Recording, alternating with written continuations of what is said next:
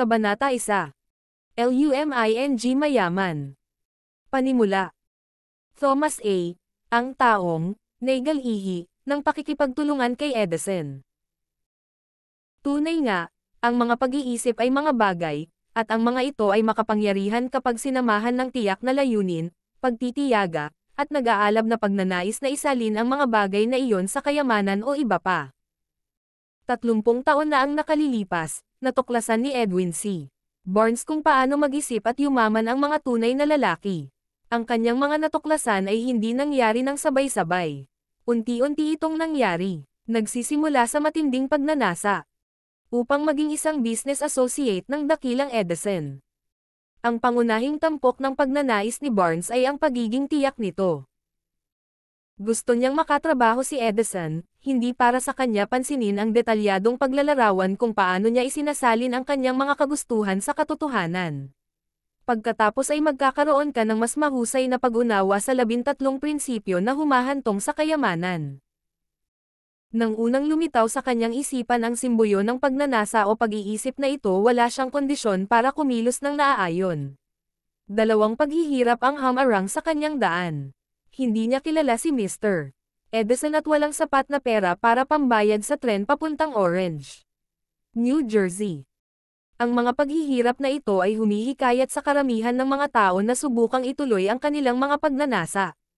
Ngunit ang kanyang hiling ay hindi ordinaryong hiling. Desididong humanap ng paraan para matupad ang kanyang hiling. Sa wakas ay nagpasya siyang dumaan. Blind baggage. Imbes na matalo, para sa mga hindi pa nakakaalam, ibig sabihin pumunta sila sa East Orange sakay ng freight train. Ipinakita niya ang kanyang sarili sa laboratorio ni G. Edison, at inihayag na siya ay dumating upang makipagnegosyo sa imbentor na ito. Noong unang nagkita sina Barnes at Edison makalipas ang ilang taon, sabi ni Mr. Edison, tumayo siya sa harap ko. Mukhang isang ordinaryong walang tirahan. Ngunit ang kanyang ekspresyon ay naghatid ng isang pakiramdam ng determinasyon. Upang makuha ang kanyang hinahangad, natutunan ko mula sa maraming taon ng karanasan sa mga lalaki na ang mga lalaki talaga willing all his luck on one spin of the wheel when he wished for something.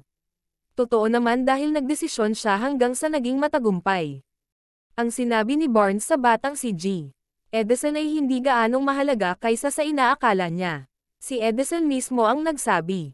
Hindi mapaglabanan ang hitsura ng binata na nagsisimula sa opisina ni Edison. Mahalaga ang iniisip niya. Kung ang kahalagahan ng mensaheng ito ay may parating sa lahat ng nagbabasa nito, ang natitirang bahagi ng aklat ay kalabisan. Si Barnes ay hindi nakikipagtulungan kay Edison sa kanyang unang panayam. Nagkaroon siya ng pagkakataong magtrabaho sa opisina ni Edison para kumita ng kaunting pera. Ang paggawa ng trabahong hindi mahalaga kay Edison ngunit napakahalaga kay Barnes.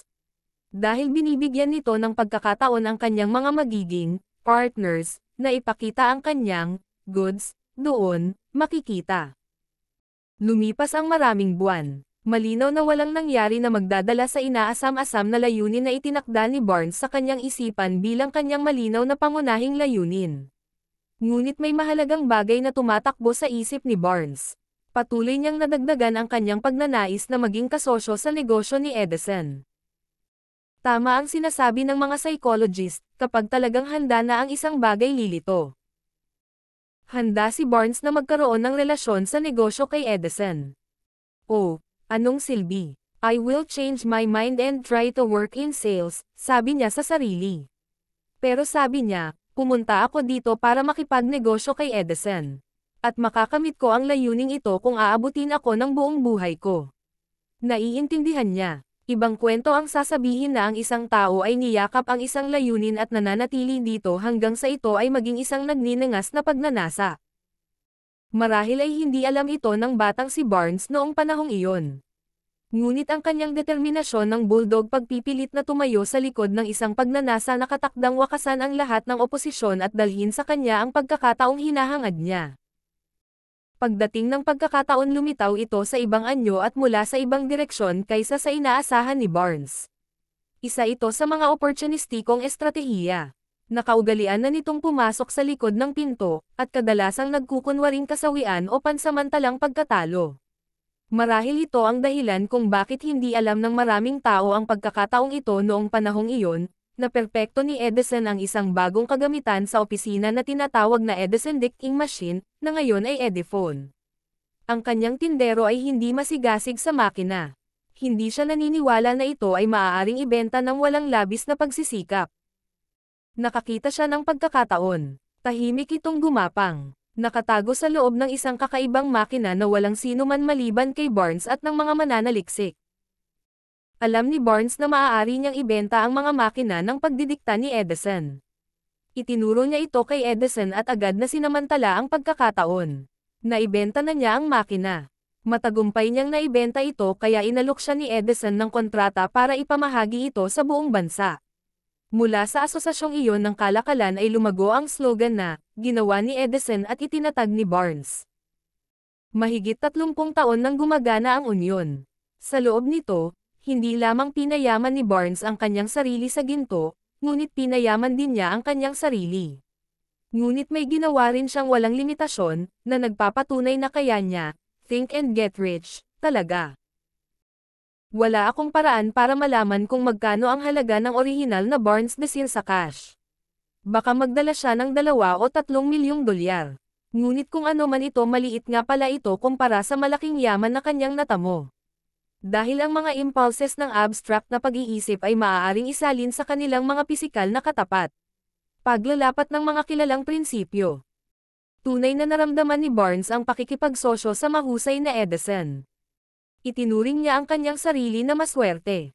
Wala siyang dapat simulan maliban sa kakayahang malaman kung ano ang gusto niya at determinasyon na magpumilit hanggang sa mapagtanto niya ang pagnanais na iyon. Wala siyang pera sa pagsisimula. Siya ay may maliit na edukasyon. Wala siyang impluwensya, ngunit mayroon siyang inisyatiba, pananampalataya at pagnanais na manalo. Sa pamamagitan ng mga hindi mahahawak ang kapangyarihang ito kaya ginawa niya ang kanyang sarili bilang numero 1 tao. Siya ang pinakadakilang inventor na nabuhay. Ngayon tingnan natin ang isa pang sitwasyon at pag-aralan ang isang tao na may medyo nasa salat na ebidensya ng kayamanan. Ngunit nawala ito dahil huminto siya 3 talampakan ang layo mula sa balak niyang pantirya. Kabanata 1 3 feet of gold ay magpapatuloy.